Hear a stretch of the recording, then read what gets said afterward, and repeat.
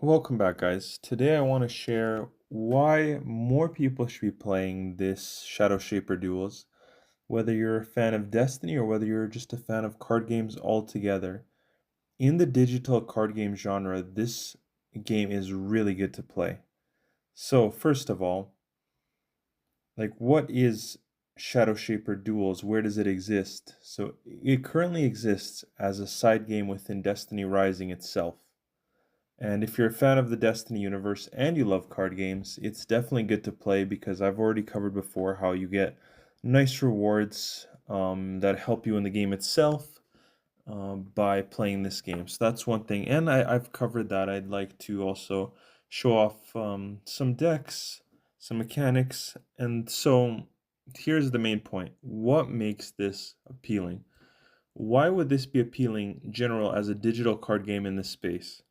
When you think about digital card games in the space, you think of some of the big ones like Hearthstone, Magic the Gathering, other ones that like that Marvel Snap, and they've grown very large with a very large fan base, and they're kind of monetized by getting people to buy packs to acquire more cards.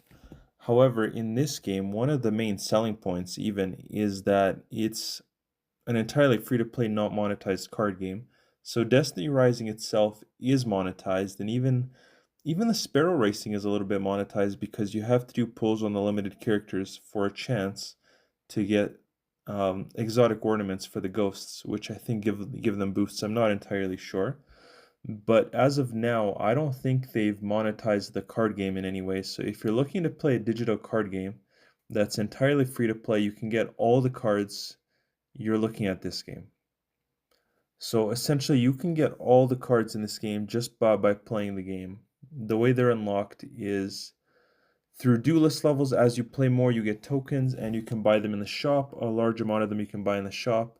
There are a few that you have to play the game a little bit for, like to my knowledge, there is one that you get on the strike, which is pretty easy, and there's one that has a 10% chance of dropping in the raid, which even I don't have that one yet, to be fair. But apart from that, you can get a majority of the cards just by rising in duelist level, which you get by playing, and um, by buying cards from the vendor, which you also get by playing. I'm also showing some gameplay off right now in the background to kind of show a bit of how this works. This has two lanes, and you have front row mechanics, back row mechanics, like flexible mechanics. Once you get into the later game, you really start unlocking Hive synergies, Cabal synergies. Like there's a lot of different aspects to this game, and it has some rules which can keep deck building fresh, like exotic, the cards with the yellow borders.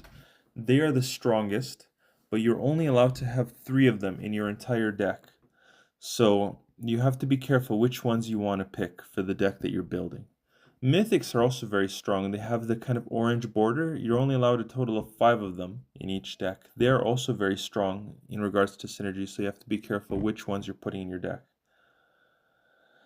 And so in that sense, those limitations can cause creative deck building. So the game itself is fun. There's room for strategy, there's room for growth, and there's room for them to expand on it further. It isn't being monetized like the majority of card games are out there, and I am truly hoping that it can grow from what it is now. One example I can think of is Gwent from the Witcher. That one started off just as like a card game within the game, but a lot of people liked it that they released their own side game. Now here, I'm just hoping we at least get some events, maybe a rank system, maybe monthly rewards on leaderboard placement. That would draw more people to the mode. And if you need guides, you can feel free to ask me. I've got guides. I've got answers to any question you may have about this mode. Make sure if that's the case to uh, leave it off in the comments. Otherwise, yeah, one of the other things, if you really for some reason don't want to play Destiny Rising itself and just want to play this game, like if you just strictly want card games and you want a digital card game to scratch your itch where you don't have to pay a bunch of money, you can probably get about, I want to say 80%, around 80 to 85% of the cards in the game without really touching other go modes in Destiny, except for, maybe getting far enough into the story where you've actually unlocked Wu Ming, the card vendor. So you might have to play for like 1 or 2 hours to unlock Wu Ming himself, um, and just progress through campaign. And as long as you've unlocked all the zones, like the Jiangxi Metro, Red Sea Rift, as long as you have the zones unlocked to where you can unlock the duelist, then you should be able to, I think, collect the cards from there. Otherwise, you can make competitive decks just with cards that you get for raising duelist level from Wu Ming, combined with cards you can buy from the card vendor. Like, you can honestly still make really good decks just from cards that you can buy in the shop. So, whichever it is, I strongly recommend playing the main game too, as it is fun. But if you're willing to play the main game and the card game, I think this is really good because as of now, they have not monetized this card game. It's got really good mechanics. The games are quick. Like, usually the games take no longer than 5 minutes for a game, so it's good for anyone that's busy, wants to play it on the go. Yeah, it rewards you. It gives you rewards which help you in the actual game itself.